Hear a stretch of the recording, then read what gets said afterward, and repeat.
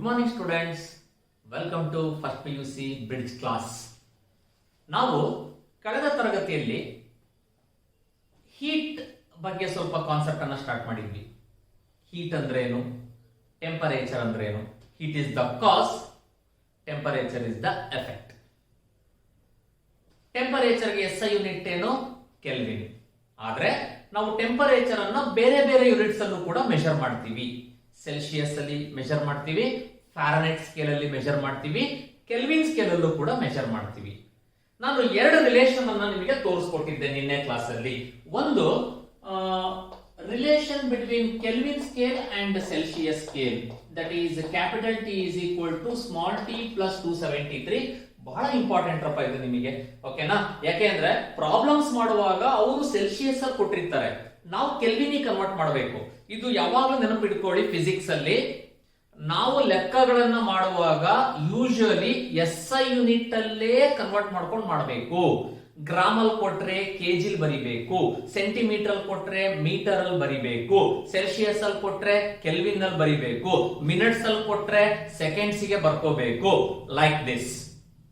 ಹಾಗಾಗಿ ಈ ಫಾರ್ಮುಲಾ ನಮಗೆ ತುಂಬಾ ಇಂಪಾರ್ಟೆಂಟ್. ಇದು ಸೆಲ್ಸಿಯಸ್ ಸ್ಕೇಲು ಸ್ಮಾಲ್ ಟಿ ಅಂತ ಅಂದ್ರೆ, ಇದು ಕ್ಯಾಪಿಟಲ್ T ಅಂತ ಅಂದ್ರೆ Kelvin scale. The second one, Fahrenheit ಸ್ಕೇಲಿಗೆ ಮತ್ತೆ ಸೆಲ್ಸಿಯಸ್ ಸ್ಕೇಲಿಗೆ ಇರುವಂತ ರಿಲೇಷನ್ ಅನ್ನ ನೋಡೋಣ ನಾವು. ಈಗ C ಅಂತ ಅನ್ನೋದು ಸೆಲ್ಸಿಯಸ್ ಸ್ಕೇಲ್ ಆಗಿದ್ದರೆ which is equal to 5/9 into F minus 32. This is the relation between Celsius scale and Fahrenheit scale. C ಅಂದ್ರೆ ಸೆಲ್ಸಿಯಸ್ ಸ್ಕೇಲ್, F ಅಂದ್ರೆ ಫ್ಯಾರನೈಟ್ ಸ್ಕೇಲ್. ನಿನ್ನೆ ಎಕ್ಸಾಂಪಲ್ ತೋರಿಸಿದ್ವಿ ನಾವು. 100 ಡಿಗ್ರಿ ಫ್ಯಾರನೈಟ್ ಇದ್ರೆ ಸೆಲ್ಸಿಯಸ್ ಎಷ್ಟು, 104 ಡಿಗ್ರಿ ಫ್ಯಾರನೈಟ್ ಇದ್ರೆ Celsius ಎಷ್ಟು, like this. ಇದಾದ್ಮೇಲೆ next ನಾವು ಇನ್ನೂ ಒಂದು ಕಾನ್ಸೆಪ್ಟ್ ಗೆ ಮೂವ್ ಆಗೋಣ ಇವಾಗ. ದಟ್ ಈಸ್ ಥರ್ಮಲ್ ಎಕ್ಸ್ಪಾನ್ಷನ್ ಅಂದ್ರೆ ಏನು ಅಂತ ನೋಡ್ಕೊಂಡು ಆಮೇಲೆ ಮುಂದೆ ಹೋಗೋಣ ಅಂತೆ. ಸೊ ಥರ್ಮಲ್ ಎಕ್ಸ್ಪಾನ್ಷನ್ ನೋಡಿ, ಥರ್ಮಲ್ ಅಂತ ಅಂದ್ರೆ ಹೀಟ್, ಎಕ್ಸ್ಪಾನ್ಷನ್ ಅಂತಂದ್ರೆ ಏನು, ಎಕ್ಸ್ಪ್ಯಾಂಡ್ ಆಗಬೇಕು. ಒಂದ ಲೆಂತ್ ಜಾಸ್ತಿ ಆಗಬೇಕು, ಇಲ್ಲ ಏರಿಯಾ ಜಾಸ್ತಿ ಆಗಬೇಕು, ಇಲ್ಲ ವಾಲ್ಯೂಮ್ ಜಾಸ್ತಿ ಆಗಬೇಕು, ಓಕೆನಾ? ಲೆಂತ್ ಜಾಸ್ತಿ ಆದ್ರೆ ಅದಕ್ಕೆ ನಾವೇನಂತ ಕರಿತೀವಿ, ಏರಿಯಾ ಜಾಸ್ತಿ ಆದ್ರೆ ಏನಂತ ಹೇಳ್ತೀವಿ, ವಾಲ್ಯೂಮ್ ಜಾಸ್ತಿ ಆದ್ರೆ ಏನಂತ ಹೇಳ್ತೀವಿ. ಓದ್ಕೊಂಡ್ ಬಂದಿದ್ದೀರಾ ಆಲ್ರೆಡಿ ನೀವು ಹೈಸ್ಕೂಲ್ ಅಲ್ಲಿ. The change in size of an object or a solid, particularly ಇವಾಗ ಥರ್ಮಲ್ ಎಕ್ಸ್ಪಾನ್ಷನ್ ಇನ್ ಸಾಲಿಡ್ಸ್ ಅನ್ನು ಬೇಕಾದ್ರೆ ಫಸ್ಟ್ ನಾವು ಓದ್ಕೊಂಡಿರೋಣ, ಕಾಲೇಜಲ್ಲಿ ರೆಗ್ಯುಲರ್ ಆಗಿ ಹೇಳೋಣ. The change in size of a solid due to what? Due to change in temperature is called thermal expansion. That is the change in size of a solid. But condition ಬರಿಬೇಕು ನೀವು, due to what? Due to change in temperature, particularly rise in temperature, is called thermal expansion. There are three types of thermal expansion ನಾವು syllabus ಅಲ್ಲಿ ಓದುವಂತದ್ದು. Under that, the first one, linear expansion of a solid. Linear expansion of a solid. ಓಕೆನಾ sir? Linear expansion ಅಂದ್ರೆ ಏನು ನೋಡಿ, ನಿಮಗೆ diagram ಬರ್ಬಿಟ್ರೆ ನೀವೇ ಅರ್ಥ ಮಾಡ್ಕೊಳ್ತೀರಾ. ಇದು ಯಾವುದೋ ಒಂದು ಸಾಲಿಡ್ ಅಪ್ಪ, ಇದರ ಲೆಂತ್ ಇವಾಗ 1 ಮೀಟರ್ ಇದೆ. ಯಾವಾಗ? ಇದು ಬಿಫೋರ್ ಹೀಟಿಂಗ್, ಹೀಟ್ ಮಾಡೋದಕ್ಕಿಂತ ಮುಂಚೆ 1 ಮೀಟರ್ ಇದೆ. ಹೀಟ್ ಮಾಡಿದ ಮೇಲೆ ಓಕೆ, ಇದರ ಲೆಂತ್ 1.2 ಮೀಟರ್ ಆಯ್ತು. ಯಾವಾಗ? After heating. ಇದನ್ನ ಹೀಟ್ ಮಾಡಿದ ಮೇಲೆ 1.2 ಮೀಟರ್ ಆಯ್ತು. This is called linear expansion. The change in length of a solid due to change in temperature is called linear expansion of a solid. Similarly, the second one, superficial expansion of a solid. Superficial expansion of a solid. Superficial expansion ಅಂದ್ರೆ ಏನು? ಸೇ ಇದು ಇವಾಗ ಯಾವುದೋ ಒಂದು solid, ಇದರ area 1 metre square ಇದೆ, ಓಕೆನಾ? Before heating. After heating ಇದರ ಏರಿಯಾ ಜಾಸ್ತಿ ಆಯ್ತು, 1.5 ಮೀಟರ್ ಸ್ಕ್ವೇರ್ ಇದೆ. ಹಾಗಾದ್ರೆ how can you define superficial expansion of a solid? The change in area of a solid due to change in temperature is called superficial expansion of a solid. Easy ಅಲ್ವಾ? Next, cubical expansion of a solid. The third one, cubical expansion of a solid. Sir, cubical expansion ಅಂದ್ರೆ ಏನು? ಇದು ಯಾವುದೋ ಒಂದು solid ಅಂತಾನೆ assumption ಮಾಡ್ಕೊಳ್ಳಿ. ಇದರ volume 1 metre cube ಇದೆ ನೋಡಿ. ಲೆಂತ್ ಗೆ ಮೀಟರ್, ಏರಿಯಾಗೆ unit to metre square, volume ಗೆ ಯೂನಿಟ್ ಟು ಮೀಟರ್ ಕ್ಯೂಬ್. ಇವೆಲ್ಲ ನಿಮಗೆ ಇನ್ನು ಮೇಲೆ ಬಾಯಲ್ಲಿ ಬರ್ತಾ ಇರಬೇಕು ಅವಾಗ. ಓಕೆನಾ? ಆಫ್ಟರ್ ಹೀಟ್ ಮಾಡಿದ ಮೇಲೆ ಇದರ ವಾಲ್ಯೂಮ್ 2 ಮೀಟರ್ ಕ್ಯೂಬ್ ಆಯ್ತು ಅಂತ ಅನ್ಕೊಂಡ್ರೆ ವಾಲ್ಯೂಮ್ ಜಾಸ್ತಿ ಆಯ್ತು. The change in volume of a solid due to change in temperature is called cubical expansion. ನೀವು increase in length ಅಂತ ಹೇಳ್ಬೋದು, change in length ಆದ್ರೂ ಹೇಳ್ಬೋದು. ಇವನ್ different types of thermal expansion of solid. Length change ಆದ್ರೆ linear expansion, area change ಆದ್ರೆ superficial expansion, volume change ಆದ್ರೆ cubical expansion ಅಂತ ಹೇಳ್ತೀವಿ. ಇದು ಮೂರು ಅರ್ಥ ಆಯ್ತಾ ನಿಮಗೆ? ಓಕೆ. ಸೊ ನಾವು ಇದುವರೆಗೂ ಕೂಡ ಸಾಲಿಡ್ಸ್ ಅಲ್ಲಿ ಚೇಂಜಸ್ ಅನ್ನು ಅಬ್ಸರ್ವ್ ಮಾಡಿದ್ವಿ. ಟೆಂಪರೇಚರ್ ಚೇಂಜ್ ಆದಾಗೆಲ್ಲ ಕ್ವೈಟ್ ಕಾಮನ್. ನೋಡಿ, ಮನೆಯಲ್ಲಿ ನಿಮಗೆ ಯಾವ್ದಾದ್ರು ಒಂದು ಡಬ್ಬಿ ಮುಚ್ಚಳ ತೆಗಿಲಿಕ್ಕೆ ಬರ್ತಿಲ್ಲ ಅಂತ ಅಂದಾಗ ಅದ್ರ ಹತ್ರ ಸ್ವಲ್ಪ ಹೀಟ್ ಮಾಡಿ, ಒಂದ್ ಸ್ವಲ್ಪ ಹೀಟ್ ಮಾಡಿದ್ರೆ ಎಕ್ಸ್ಪ್ಯಾಂಡ್ ಆಗತ್ತೆ. ಎಕ್ಸ್ಪ್ಯಾಂಡ್ ಆದಾಗ ತೆಗಿಯೋದು ಬಹಳ ಈಸಿ ಆಗತ್ತೆ ನಿಮಗೆ. ಓಕೆನಾ? ಲೆಂತ್ ಚೇಂಜ್ ಆದ್ರೆ ಲೀನಿಯರ್, ಏರಿಯಾ ಚೇಂಜ್ ಆದ್ರೆ ಸೂಪರ್ಫಿಷಿಯಲ್ ಎಕ್ಸ್ಪಾನ್ಷನ್, ವಾಲ್ಯೂಮ್ ಚೇಂಜ್ ಆದ್ರೆ ಕ್ಯೂಬಿಕಲ್ ಎಕ್ಸ್ಪಾನ್ಷನ್ ಅಂತ ಹೇಳಿದ್ವಿ. ಇದು ಸಾಲಿಡ್ಸ್ ಅಲ್ಲ ಆಯ್ತಪ್ಪ. ಲಿಕ್ವಿಡ್ ಅಲ್ಲಿ ಏನು? ಈಗ ಲಿಕ್ವಿಡ್ ಅಲ್ಲಿ ಫಾರ್ ಎಕ್ಸಾಂಪಲ್ ಒಂದು ಬೀಕರ್ ಅನ್ನ ಕನ್ಸಿಡರ್ ಮಾಡಿ. ಒಂದು ಪಾತ್ರೆ ಅಪ್ಪ ಬೀಕರ್ ಅಂದ್ರೆ ಅಷ್ಟೇ, ಬೇರೆ ಏನಿಲ್ಲ. ಓಕೆ, ಈ ಬೀಕರ್ ಅಲ್ಲಿ ಇವಾಗ ನೀವು ವಾಟರ್ ಅನ್ನ ಹಾಕಿದೀರಾ. ಓಕೆನಾ? ಈ ವಾಟರ್ ಅನ್ನ ಹಾಕಿದಾಗ if you heat this beaker, ಈ ಬೀಕರ್ ಅನ್ನ ನೀವು ಹೀಟ್ ಮಾಡಿದ್ರೆ initially this beaker gets expanded. ಈ ಬೀಕರ್ ಫಸ್ಟ್ ಸ್ವಲ್ಪ ಎಕ್ಸ್ಪ್ಯಾಂಡ್ ಆಗತ್ತೆ. ಅಂದ್ರೆ ಈ ಬೀಕರಿನ ವಾಲ್ಯೂಮ್ ಜಾಸ್ತಿ ಆಗತ್ತೆ, ಏರಿಯಾ ಜಾಸ್ತಿ ಆಗುತ್ತೆ. ಅಂದ್ರೆ ಲೆಂತ್ ಜಾಸ್ತಿ ಆದ್ರೆ ಏರಿಯಾ, ವಾಲ್ಯೂಮ್ ಮೂರು ಕೂಡ ಸೈಮಲ್ಟೇನಿಯಸ್ ಆಗಿ ಜಾಸ್ತಿ ಆಗುತ್ತೆ ಬೀಕರ್ದು. ಆಮೇಲೆ ಈ ಹೀಟ್ ಏನಾಗುತ್ತೆ ನಿಮಗೆ ವಾಟರ್ ಮಾಲಿಕ್ಯೂಲ್ಸ್ ಗೆ ಶಿಫ್ಟ್ ಆಗತ್ತೆ. Correct concept? ಪಾತ್ರೆ ಫಸ್ಟ್ ಬಿಸಿ ಆಗುತ್ತೆ, ಆಮೇಲೆ ಒಳಗಡೆ ನೀರು ಬಿಸಿ ಆಗೋದು. ಬಟ್ ನಮಗೆ ಈ ಎಕ್ಸ್ಪಾನ್ಷನ್ ಆಫ್ ದಿಸ್ ಬೀಕರ್ ಇದೆಯಲ್ಲ, ನಾಟ್ ಅಬ್ಸರ್ವಬಲ್, ಸ್ಮಾಲ್ ಕ್ವಾಂಟಿಟಿ ನಲ್ಲಿ ಆಗುತ್ತೆ. ವಾಟರ್ ಹೀಟ್ ಆಗ ಸ್ಟಾರ್ಟ್ ಆದಾಗ ಮತ್ತೆ ಇದು ಮಾಮೂಲು ಸ್ಟೇಜ್ ಬಂದ್ಬಿಡುತ್ತೆ. We can't observe that stage. So observe ಮಾಡಿ ನೀವು, there is no change in shape or because water has no shape and size. Water ಗೆ ಶೇಪ್ ಇಲ್ಲ, ಸೈಜ್ ಇಲ್ಲಪ್ಪ. ಹಾಗಿದ್ರೆ there is no question of linear and aerial. Area change ಆಗೋದು, length change ಆಗೋ ಪ್ರಶ್ನೆನೇ ಇಲ್ಲ. ಓನ್ಲಿ ಕ್ಯೂಬಿಕಲ್ ವಾಲ್ಯೂಮ್ ಚೇಂಜ್ ಆಗುತ್ತೆ. 1 litre ಇರೋದು 1.2 ಲೀಟರ್ ಆಗ್ಬೋದು. 1 ಲೀಟರ್ ಇರೋದು ಎಕ್ಸ್ಪಾನ್ಷನ್ ಆಗಿ 0.8 ಲೀಟರ್ ಬರ್ಬೋದು, ಎವಾಪರೇಟ್ ಆಗೋಗಿ. ಸೊ ಹಾಗಾಗಿ ವಾಟರ್ ಗೆ there is no change in length and area because water has no shape or size. But ಒಂದು ಅನಾಮಲಸ್ ಎಕ್ಸ್ಪಾನ್ಷನ್ ಆಫ್ ವಾಟರ್ ಅಂತ ಇದೆ. ಬಹಳ ವಂಡರ್ಫುಲ್ ಕಾನ್ಸೆಪ್ಟ್ ಇದು. Anomalous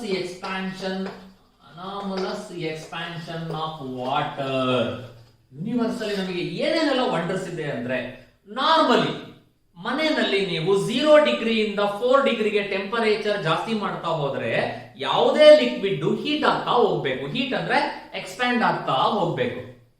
any liquid on heating generally expands. On cooling means by decreasing the temperature water or liquid should get what? Compressed. This is the general law. Heat ಮಾಡಿದಾಗ expand ಆಗಬೇಕು, cool ಮಾಡಿದಾಗ contract ಆಗಬೇಕು. ಆದರೆ water ಇದೆಯಲ್ಲ, no no no, I am unique. Water ಹೇಳುತ್ತೆ ನಮಗೆ, dear friends, I am unique, I am not the follower of anybody. ನಾನು ನಡೆದಿದ್ದೇ ದಾರಿ. ಏನ್ ಹೇಳುತ್ತೆ ವಾಟರ್? From 0 degree Celsius to 4 degree Celsius ಎಲ್ಲಾ ಲಿಕ್ವಿಡ್ಸ್ ಏನಾಗಬೇಕು? ಎಕ್ಸ್ಪ್ಯಾಂಡ್ ಆಗಬೇಕು. ಟೆಂಪರೇಚರ್ ಜಾಸ್ತಿ ಆದ್ರೆ ಎಕ್ಸ್ಪ್ಯಾಂಡ್ ಆಗಬೇಕು. ವಾಟರ್ ಹೇಳುತ್ತೆ, ನಾನ್ ಎಕ್ಸ್ಪ್ಯಾಂಡ್ ಆಗಲ್ಲ, ನಾನ್ ಕಾಂಟ್ರಾಕ್ಟ್ ಆಗ್ತೀನಿ. ನೋಡಿ, ಎಲ್ಲಾ ಲಿಕ್ವಿಡ್ 0 ಡಿಗ್ರಿಯಿಂದ 4 ಡಿಗ್ರಿ ಟೆಂಪರೇಚರ್ ಜಾಸ್ತಿ ಆದಾಗ ಎಕ್ಸ್ಪ್ಯಾಂಡ್ ಆದ್ರೆ ವಾಟರ್ ಕಾಂಟ್ರಾಕ್ಟ್ ಆಗತ್ತೆ. ಅದೇ ಏನಾದ್ರೂ ಉಲ್ಟಾ 4 degree to 0 degree Celsius all liquids ಏನಾಗುತ್ತೆ? ಕಾಂಟ್ರಾಕ್ಟ್ ಆಗುತ್ತೆ, ಕಡಿಮೆ ಆಗ್ತಾ ಬರುತ್ತೆ. ಆದ್ರೆ ವಾಟರ್ ಹಾಗಲ್ಲ, ಎಕ್ಸ್ಪ್ಯಾಂಡ್ ಆಗುತ್ತೆ. ಈ ಟೆಂಪರೇಚರ್ ಅಲ್ಲಿ ವಾಟರ್ ಎಕ್ಸ್ಪ್ಯಾಂಡ್ ಆಗುತ್ತೆ. ಯಾಕೆ ಅಂತ ಅಂದ್ರೆ ಅಟ್ ಅಟ್ 4 ಡಿಗ್ರಿ ಸೆಲ್ಸಿಯಸ್ ಅಲ್ಲಿ ಈ density of water is maximum. Density of water is maximum at 4 degree Celsius. 4 degree Celsius ಅಲ್ಲಿ ವಾಟರ್ ನ ಡೆನ್ಸಿಟಿ ಜಾಸ್ತಿ ಇರೋದ್ರಿಂದ 0 to 4 ಡಿಗ್ರಿ ವಾಟರ್ ಕಾಂಟ್ರಾಕ್ಟ್ ಆಗುತ್ತೆ, 4 degree to 0 degree water expands ಆಗುತ್ತೆ. This special property of water is called anomalous expansion of water. ಸರಿ, what is the use? ದೇವ್ರು ಯಾಕೆ ಹಿಂಗೆ ಕ್ರಿಯೇಟ್ ಮಾಡ್ದ ಅಂತ ಅಂದ್ರೆ, you just think about aquatic animals. Aquatic animals which are living in the cold countries. Cold countries ಅಲ್ಲಿ ಇರ್ತಾವಲ್ಲ, ಅಂದ್ರೆ ರಿವರೇ ಐಸ್ ಆಗತ್ತೆ. ಎಷ್ಟೋ ಕಡೆ ನಿಮಗೆ ಯಾವುದೋ ಒಂದು ದೊಡ್ಡ ಲೇಕ್ ಇರೋದು ಐಸ್ ಆಗತ್ತಲ್ವಾ? ಹಾಗಾದ್ರೆ ಅವಾಗ ಆಕ್ವಾಟಿಕ್ ಅನಿಮಲ್ಸ್ ಎಲ್ಲಿಗೆ ಹೋಗ್ಬೇಕು? Aquatic animals even in the winter season lives with the help of this special property anomalous expansion of water. ಮೇಲ್ಗಡೆ ಐಸ್ ಇದ್ರೂ ಕೂಡ ಕೆಳಗಡೆ ವಾಟರ್ ಹಾಗೆ ಇರುತ್ತೆ. ಯಾಕೆ ಅಂದ್ರೆ from 4 degree to 0 degree water ಏನಾಗುತ್ತೆ, ಆಕ್ಚುಲಿ ಎಕ್ಸ್ಪ್ಯಾಂಡ್ ಆಗುತ್ತೆ. ಸಚ್ ಎ ಬ್ಯೂಟಿಫುಲ್ ಕಾನ್ಸೆಪ್ಟ್ ಇದು. ಕರೆಕ್ಟಾ? ಹೌದಲ್ವಾ? Yes, very good. ಈಗ ಇದು ಎಲ್ಲ ನಮಗೆ ಬಿಕಾಸ್ ಆಫ್ ಈ ಎಕ್ಸ್ಪ್ಯಾನ್ಷನ್ ಆಗ್ಲಿ ಮತ್ತೊಂದಾಗ್ಲಿ ಹೀಟ್ ನೋಡ್ತಾ ಬಂದ್ವಲ್ಲ, ಇದನ್ನ ಗ್ಯಾಸಿಗೆ ಅಪ್ಲೈ ಮಾಡಿದ್ರೆ ಹೆಂಗ್ ಸರ್? ಫಸ್ಟ್ ಸಾಲಿಡ್ ಗೆ ನೋಡಿದ್ವಪ್ಪ. ಸಾಲಿಡ್ ನ ಹೀಟ್ ಮಾಡಿದಾಗ ಏನಾಗುತ್ತೆ? ಲೆಂತ್ ಚೇಂಜ್ ಆಗುತ್ತೆ, ಲೀನಿಯರ್ ಏರಿಯಾ ಚೇಂಜ್ ಆಗುತ್ತೆ, ಸೂಪರ್ಫಿಷಿಯಲ್ ವಾಲ್ಯೂಮ್ ಚೇಂಜ್ ಆಗುತ್ತೆ, ಕ್ಯೂಬಿಕಲ್ ಎಕ್ಸ್ಪ್ಯಾನ್ಷನ್. ಅದನ್ನೇ ವಾಟರ್ ಗೆ ಬಂದ್ರೆ ಹೆಂಗ್ ಸರ್? ಅಂದ್ರೆ ಲಿಕ್ವಿಡ್ ಗೆ ಬಂದ್ರೆ ಹೆಂಗೆ? ಲಿಕ್ವಿಡ್ ಅಲ್ಲಿ ಓನ್ಲಿ ವಾಲ್ಯೂಮ್ ಚೇಂಜ್ ಆಗುತ್ತೆ, ಒಂದು ಸ್ಪೆಷಲ್ ಪ್ರಾಪರ್ಟಿ ನೋಡಿದ್ರಿ.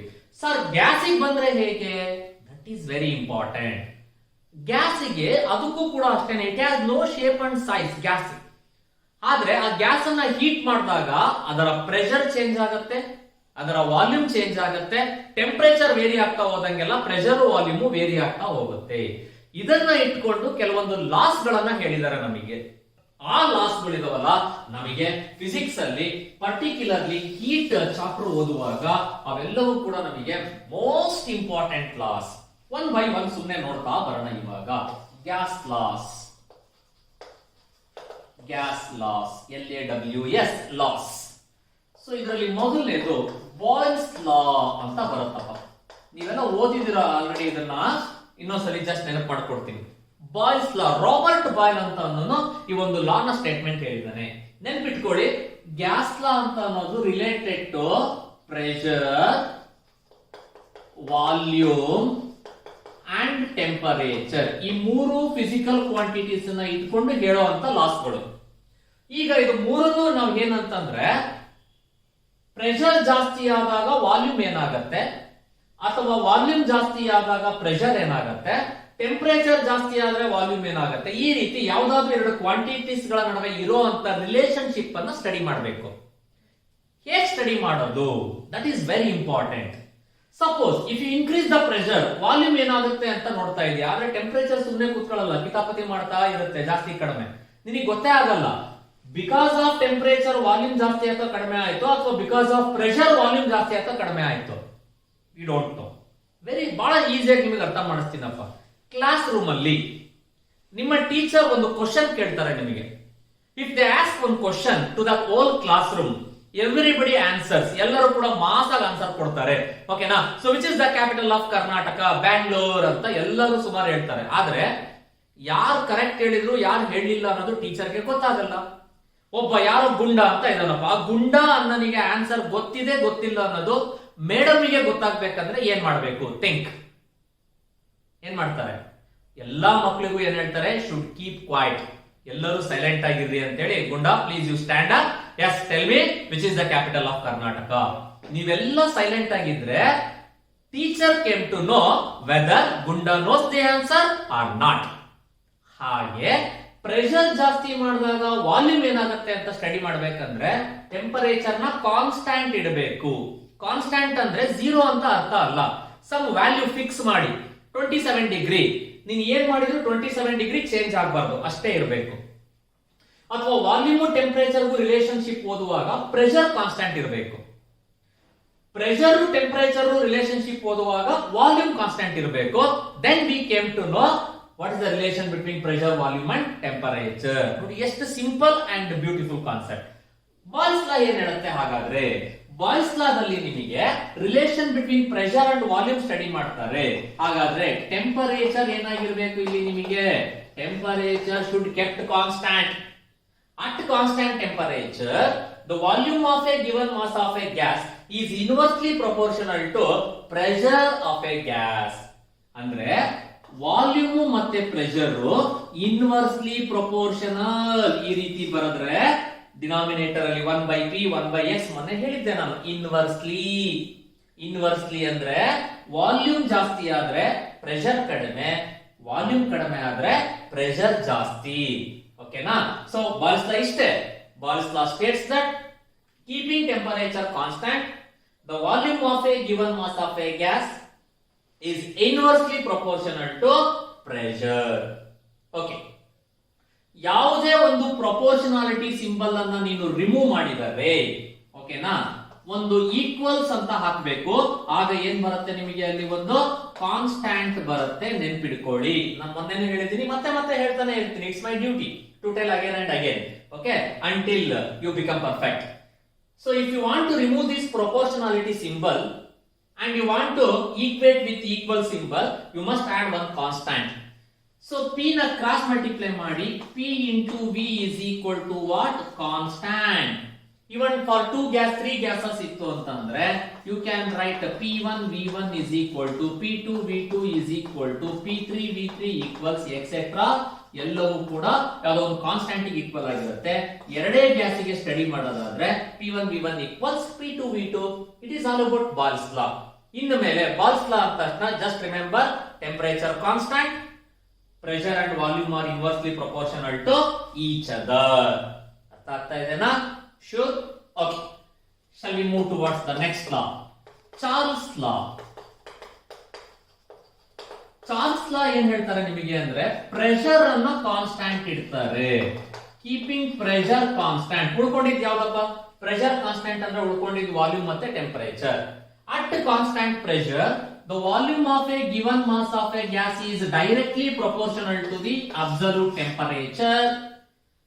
ಪ್ರೆಷರ್ ನ ಕಾನ್ಸ್ಟಂಟ್ ಇಟ್ಟು ನೀನು ಟೆಂಪರೇಚರ್ ನ ಜಾಸ್ತಿ ಮಾಡ್ತಾ ಹೋಗು.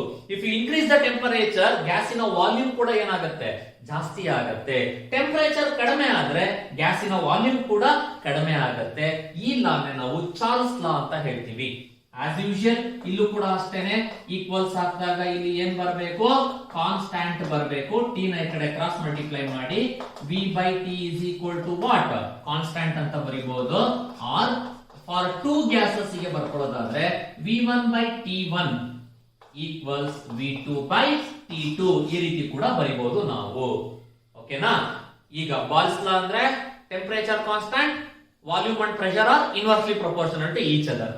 ಚಾರ್ಲ್ಸ್ ಲಾ ಅಂದ್ರೆ pressure constant, volume is directly proportional to temperature.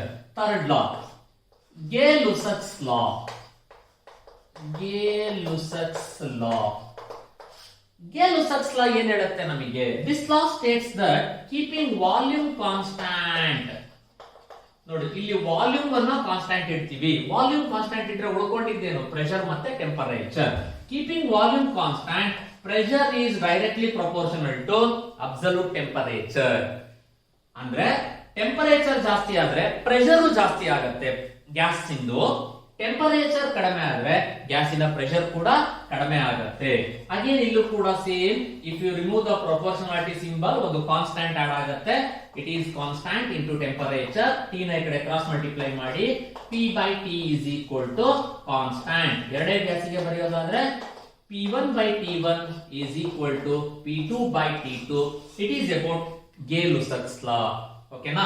These 3 laws are fundamental laws of heat. Gas molecules ಗೆ ಇದು 3 fundamentals law. Boyle's law ಅಂದ್ರೆ keeping temperature constant, volume is inversely proportional to pressure. Charles law ಅಂದ್ರೆ keeping pressure constant, volume is directly proportional to temperature.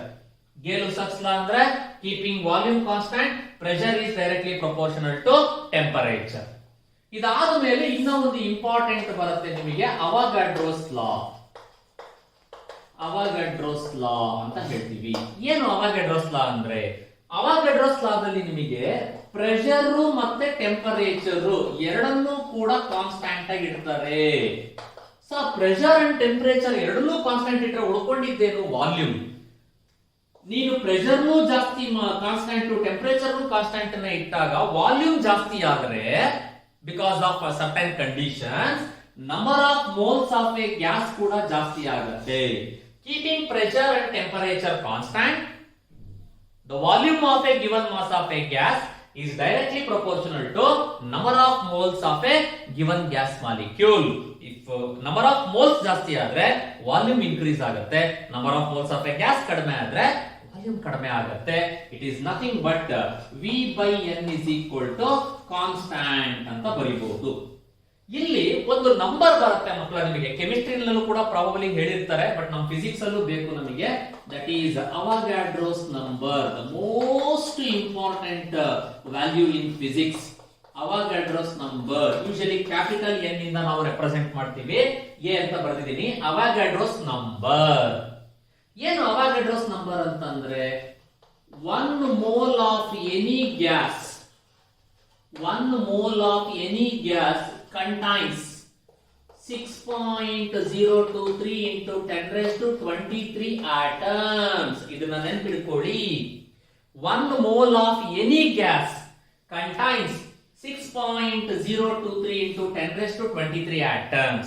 ಈ ವ್ಯಾಲ್ಯೂನೇ ಅವಗಾಡ್ರೋಸ್ number ಅಂತ ಕರಿತೀವಿ. ಅರ್ಥ ಆಗ್ತಾ ಇಲ್ಲ ಅಲ್ವಾ? ಸ್ವಲ್ಪ ಕನ್ಫ್ಯೂಷನ್ ಆಯ್ತು. ಹೆಂಗ್ ಸರ್?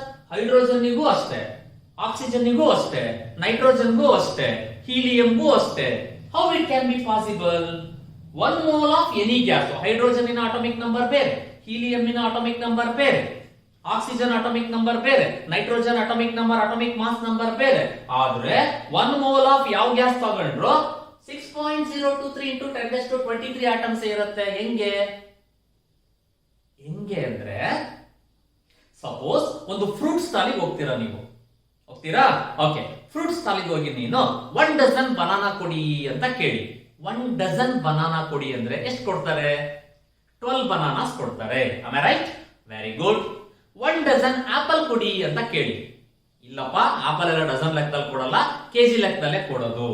ಆದ್ರೂ ಡಜನ್ ತೂಕ ಮಾಡಿ ಕೊಡ್ತಾನೆ. ಎಷ್ಟು ಬರುತ್ತೆ? ಅಗೇನ್ 1 ಡಜನ್ ಆಪಲ್ ಅಂದ್ರೆ 12.